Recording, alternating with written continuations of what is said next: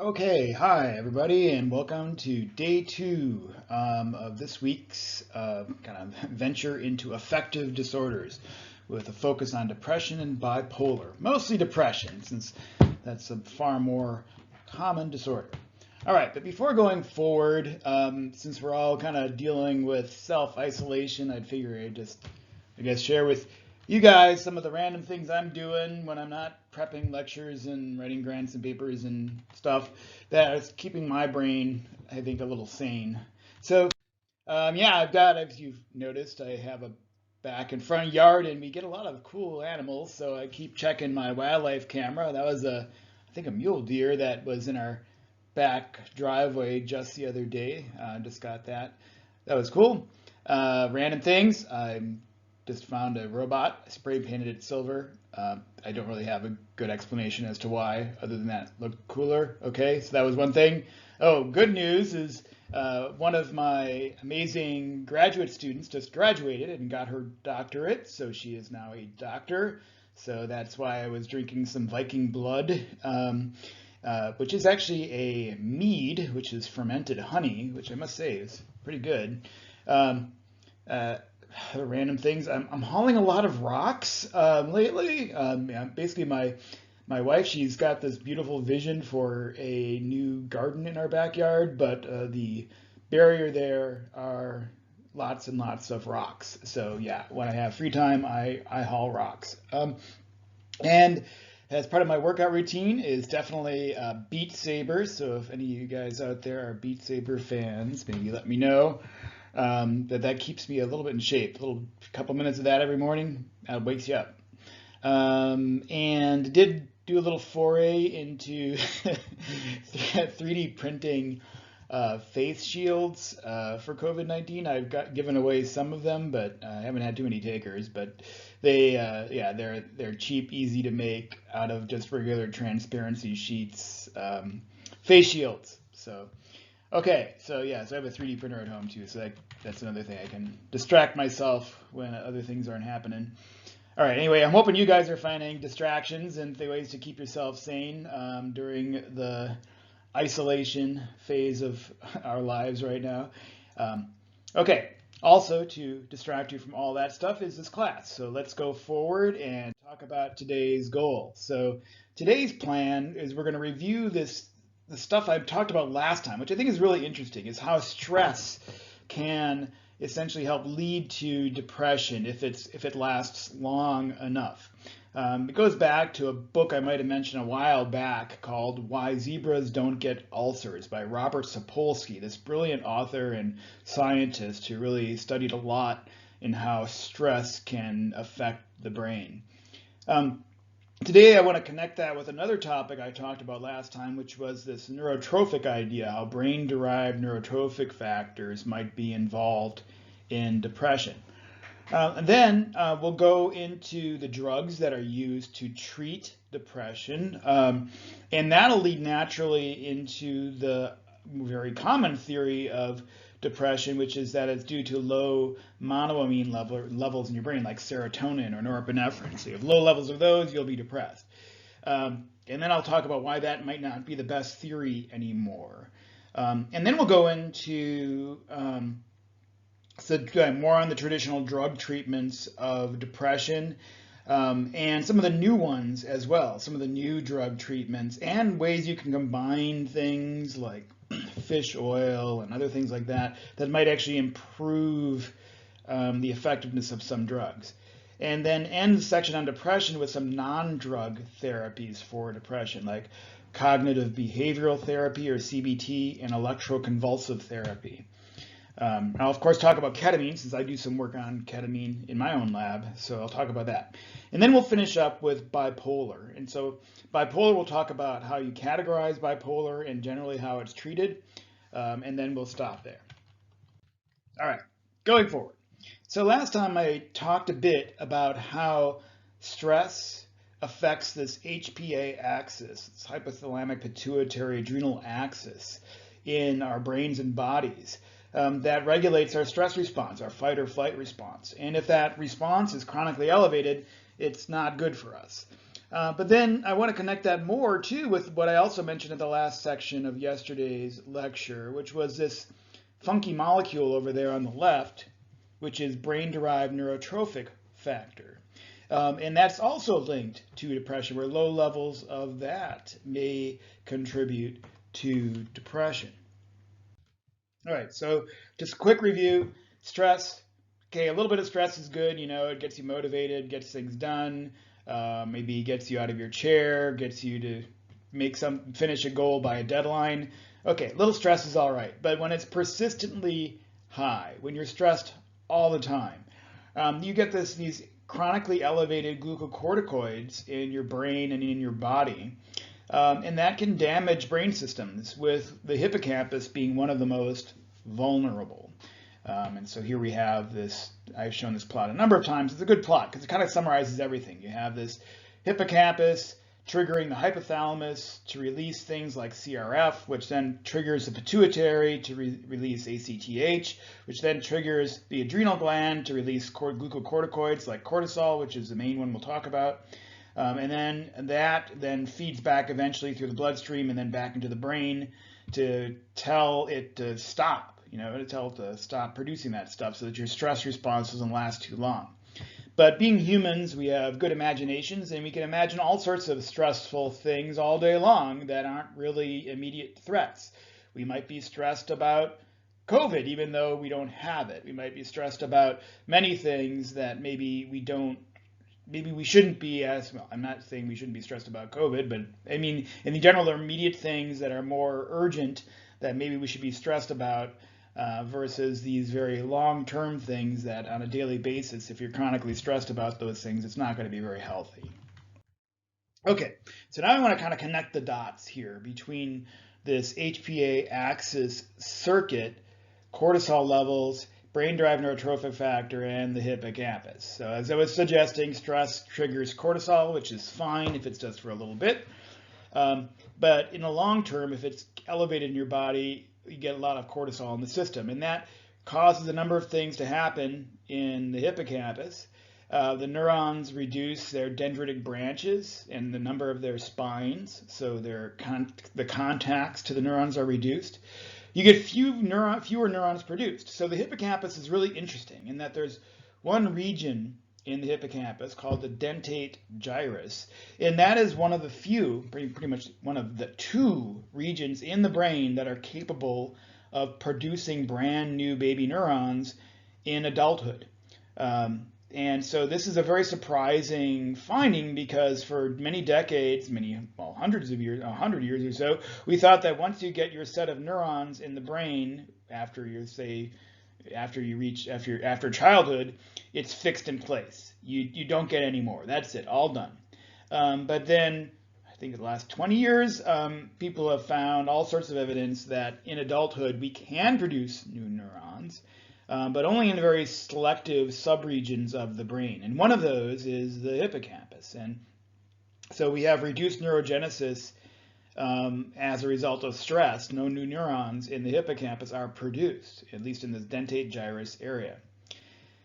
In addition, the existing neurons, the ones that are there, they start to die. And so people who are under chronic stress, you can get the death, or at least the reduced size of those neurons.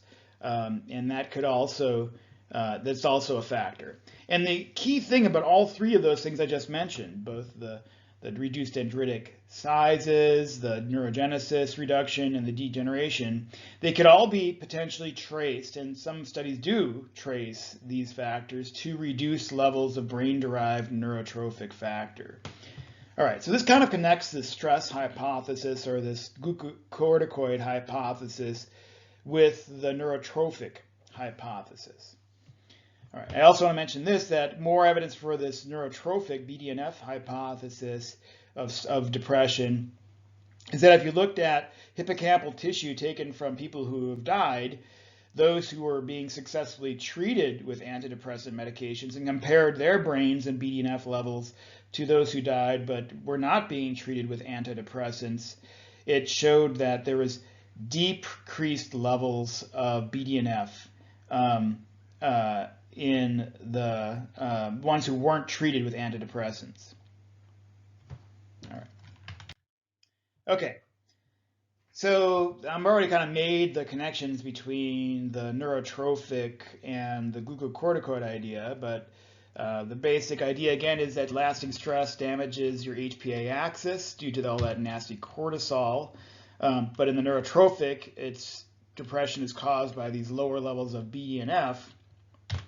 And then the way they're connected is that chronic stress may be a way that BDNF is reduced. That stress actually directly reduces BDNF production in the hippocampus. So that might be another side effect of cortisol. And then this causes all these other problems to occur. And then antidepressants, taking these like your classic antidepressant drugs like Prozac, might restore them these BDNF levels. People don't know necessarily how that happens, but there is evidence that antidepressants clearly increase BDNF levels. All right, I want to make one little caveat to this hypothesis. I think there's a lot of credibility, and I would say it's probably one of these, at least a combination of these two hypotheses are the leading hypotheses of how depression can be maintained. But there are many ways that the brain can have low levels of BDNF, and some could be your genetics. Like your genetics might just reduce the capacity to produce BDNF. And so there can be other things other than stress that could change BDNF levels in the brain. But one route, and maybe it's the most common route, is the stress. And so this also connects back to the link between anxiety and depression, and there's a strong one there. And in general, things like grief and stress, we all deal with it, but it comes and goes within weeks or so. The problem is with depression is when that lasts and you get these elevated levels of cortisol, that's when the potential damage to the hippocampus and other brain regions can start to occur. Okay, drugs. How do we treat depression nowadays? The most common treatments fall into two broad classes of drugs. We'll break them into the first generation and then the second generation of drugs. I mean, the first generation were developed a long time ago, like in the 50s, but they're still used today. And generally they have worse side effects than some of the second generation drugs, but they're pretty much just as effective. And these first generation drugs fall into the tricyclic antidepressants, or TCAs, and the monoamine oxidase inhibitors, MAOIs. And we've already talked about monoamine oxidases a lot and how they break down our monoamines, your dopamine, your norepinephrine, your serotonin. So we've already talked about those, and these are drugs that inhibit that. And so you know already a little bit. And then now we have the second generation of drugs that you've probably heard of many of them, like Prozac. And these are the selective serotonergic reuptake inhibitors, SSRIs, or the selective noradrenergic reuptake inhibitors, SNRIs. These kind of intimidating charts that you see in this slide summarize, I put them up here because they really summarize all of the core first and second generation antidepressants that are used today. And they also show which receptor systems, and especially the reuptake, like the transporters that pull the neurotransmitter back into the cell, are affected by these drugs. And if you just step back and look at these two plots, you'll see that on both types of drugs, the second and the first generation, that they all, or at least most of them, are blocking the reuptake of serotonin. And most of them also do some degree, especially these tricyclics, block norepinephrine uptake as well. So the big take home here is that one of the core effects of these first and second generation drugs is that you're going to increase the levels of norepinephrine and serotonin in the synapse. And they're going to stay high for a fair amount of time. So that's a common theme in both the first and second generation treatments. All right, so that's the big update. The big upshot from those two plots. And if you're curious too, if you know somebody who's maybe on an antidepressant, you can find out if they were fine with sharing what depressant they're on, you can find out where it falls on the chart, and then you'll see, oh, this one's mostly a serotonin reuptake inhibitor, where this one's mostly, or works a lot on the norepinephrine system or dopamine. So it's an interesting chart because pretty much every drug that's out there that's commonly used to treat depression is in this list. And I'm not going to ask you to remember all the drugs, just know these general categories. I will ask you to remember some of the 3 core SSRIs because they're by far the most commonly prescribed, but we'll get to that in a moment. Okay, first generation. These are the ones, again, were developed way back in the 50s, these tricyclic antidepressants and the MAOIs. All right, the tricyclics, when they developed them, they didn't have any idea how they worked, so they just called them tricyclics based on their chemical structure. But later on, we figured out that they act kind of like the previous slide was showing. They block reuptake of norepinephrine and serotonin, and so they increase the levels of those neurotransmitters in the synapse. Okay. They also do other things. They also block postsynaptic receptors for histamine and acetylcholine. And this might not be a good thing because these tricyclics have a lot of nasty side effects, sedation, memory loss. They have bad effects on your heart. You could overdose with tricyclics and actually potentially die. So they're relatively dangerous, at least relative to modern antidepressants. So you have to be careful when you're taking them. But for some people, they might be more effective. So it depends. So anyway, these are the tricyclics at least.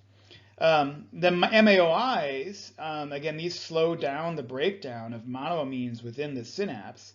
Is that they actually prevent their breakdown, so there's more available for release in the presynaptic terminal. So they're increasing levels of the monoamines like norepinephrine and serotonin. So that may be one mechanism by which they work to increase those levels. But I mean, MAOs, monoamine oxidases, all over the brain and the body. And they're very important for everyday biological functioning. And so there are even more nasty side effects with chronic taking of MAOIs than tricyclics. And you have to be really careful too, because if you take certain foods with MAOIs, it can be very dangerous. All right, the plot on the right, I'll go over that in a little more detail in a moment, but it summarizes the main effects of these different drugs.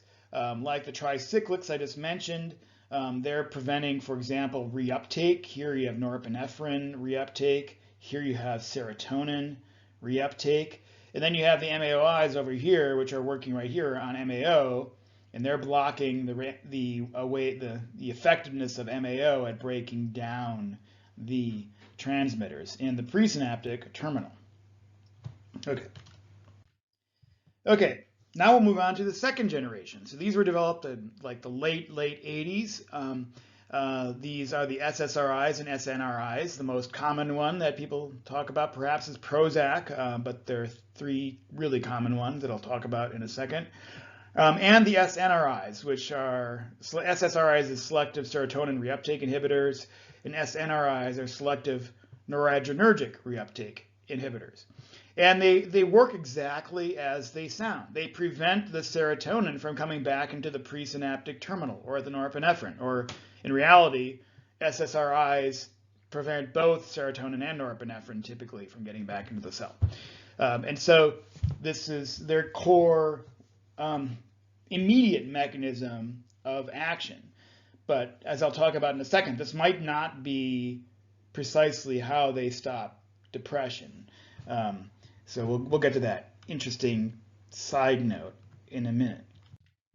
All right, so this plot, again, I'm going back to that one I just showed before, just because it nicely summarizes all of these, basically all the mechanisms in the traditional antidepressant drugs that are available today on the market. There are a lot of new drugs being developed, but these are the ones I'd say you're probably 90 or more % likely to be given if you're diagnosed with, let's say, major depressive disorder. And so they are all, again, acting on this core synapse, where you're either through inhibiting the breakdown of the neurotransmitter like norepinephrine or serotonin, or by preventing their reuptake back into the cell, you're essentially increasing the levels of these transmitters that are released or that stay in the synaptic cleft. And as a result, you're giving persistent activation of the downstream serotonin and norepinephrine receptors. So it keeps those receptors occupied, you're persistently activating them, and that'll come into play in a moment. All right. So how effective are these? Are there specific SSRIs or SNRIs or even other ones that are better than others? The general consensus is that there's no clear winner amongst the second generation antidepressants, and even second generation versus first generation, none of them are specifically more effective than another. There might be worse side effects, for sure, for the first generation, and generally the second generation are preferred for that reason. But as far as relieving depression, there's no clear winner. Essentially, you have to figure it out on a patient-by-patient basis which drugs work the best for that particular patient. All right. So which drugs are actually given? Yeah, there are many, as I showed in that one table, there are many different first and second generation drugs.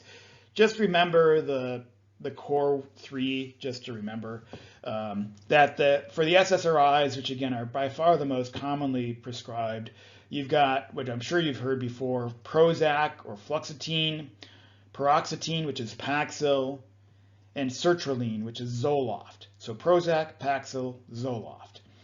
Those are the very common SSRIs. All right. So we talk all about this serotonin receptor being activated if you're increasing serotonin levels, but is there any evidence that any specific serotonin receptors are linked to depression? And yes, there is. So if you remember, we talked about serotonin receptors before, mostly in the context of psychedelics. And if you remember our talks on hallucinations and how, like say, LSD works, or how other psychedelics, ayahuasca, DMT, all work, they're typically working on the 5-HT2A receptor. Okay, but depression works on a very, very different, well, it's a serotonin receptor, but it's a different serotonin receptor. It's the 5-HT1A receptor. And this receptor is what's associated with depression. And so this is the receptor that these antidepressants might be acting on in some way.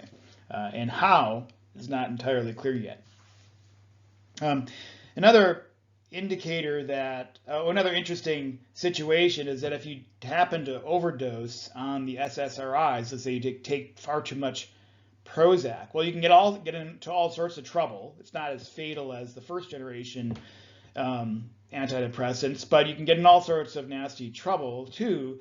One of them is because you're elevating serotonin so much in your brain that it can actually activate those 5-HT2A receptors and trigger hallucinations too. So it's again evidence that these drugs really do increase serotonin levels in your brain. All right.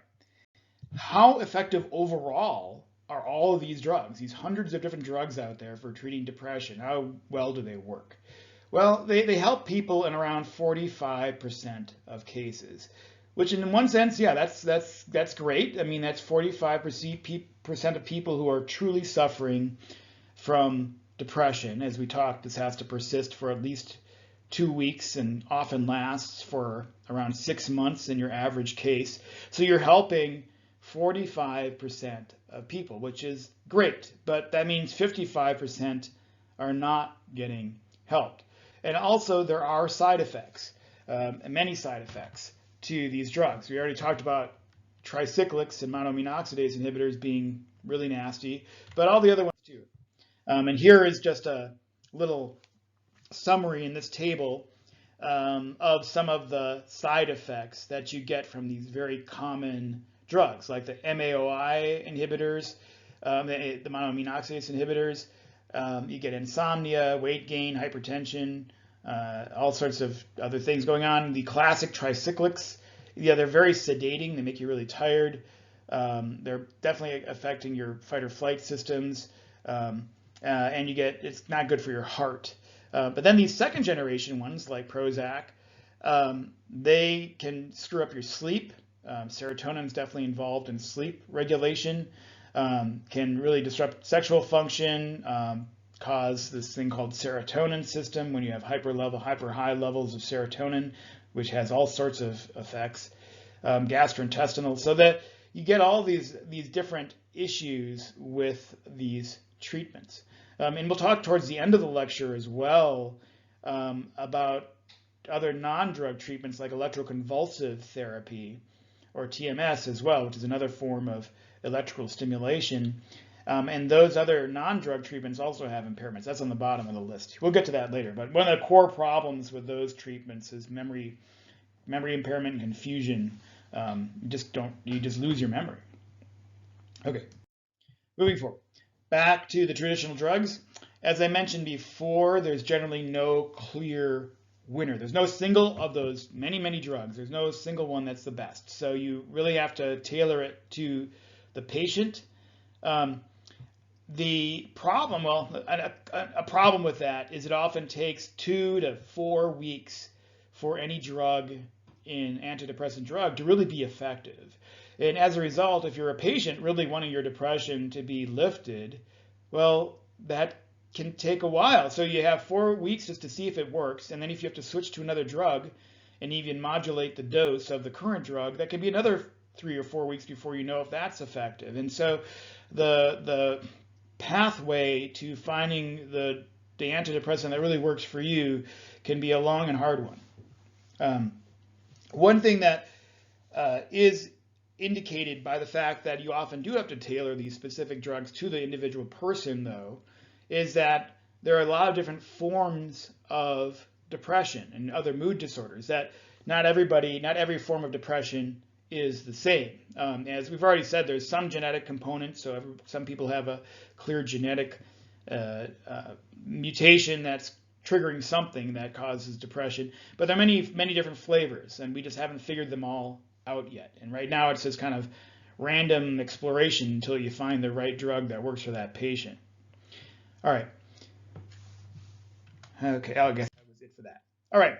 So other things that are concerning about antidepressants is that in many cases that once you're on antidepressants, like I said before, depression lasts on average maybe 4 or 6 months for a true lasting depressive episode, and then it goes away. So many people will experience depression at least once in their lifetime, but it doesn't stay for your entire life. It usually comes and goes, like a 4 or 6 month bout, and then it's over. And so you wouldn't necessarily want to be on these drugs forever. You would want to get off them after your depressive episode is lifted, but it can be hard.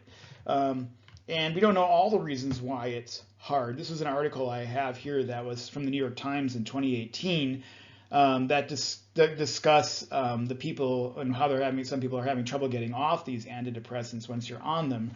But one reason for why it can be difficult is that there's kind of this whole litany of 6 general symptoms that can last for about 3 to 4 weeks after you go off antidepressants.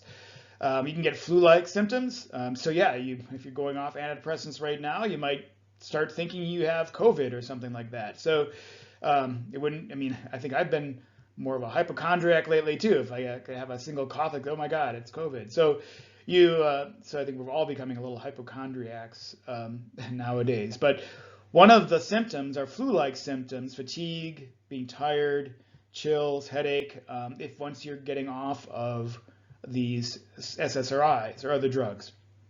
You get insomnia, nausea, imbalance, you kind of get little electrical shocks or sensory disturbances, feelings, and you can have anxiety and agitation. And to remember that, there's this clever little mnemonic called FINISH. So FINISH for flu, insomnia, nausea, imbalance, sensory disturbances and hyperarousal. So as you can see, it isn't fun getting off an antidepressant, and that can at least be one factor that can keep people on them for longer than they should be, even though their depressive episode has moved along. Okay, with that, I will end part 1.